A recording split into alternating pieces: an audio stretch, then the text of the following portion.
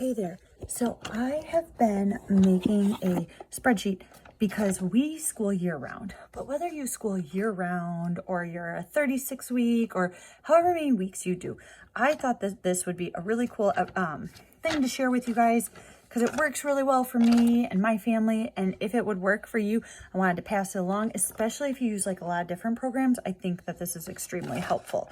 So what I do is I lay out our term in weeks 1 through 11, but really the main thing I do underneath those weeks is I then put the months. So August, September, October, and November, because we school year round. And I want those 11 weeks spread out over those 4 months because I want all my term stuff over 4 months. So then what I do is I divide out the weekly work that would be done. And I put in here like Bible, how many minutes we're going to do it. Sorry, this is really small to see. But then I have like OT, OT, NT, NT. So, and then I put what we're doing for each of those readings or history. And then I put our readings for each week, for each category.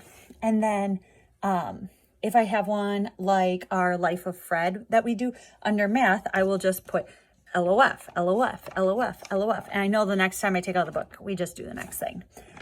Sometimes it's helpful to have like, this is the thing that we are specifically doing. And sometimes I know like our handwriting, we're just doing the next pages. So keeping in mind what you do a specific section of versus what you're just doing the next thing for. And sometimes it's just you're doing the next reading, but it's helpful to keep track of what those page numbers are that you're doing so that you as a mom can do your pre-reading or whatever to go with it.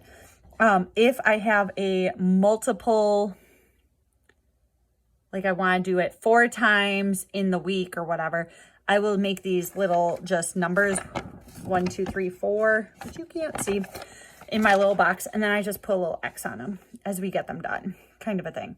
And so I have our weekly schedule, and then I have daily activities that we do here. And then, so then I put all 1 through 5s there. And then that is whatever the things are. So like we have piano, special studies, poetry, time outdoors, scouting, a home and garden, and physical education. Then I have like the leisure time / afternoon stuff in here. And then outdoor suggestions and the rotation for that.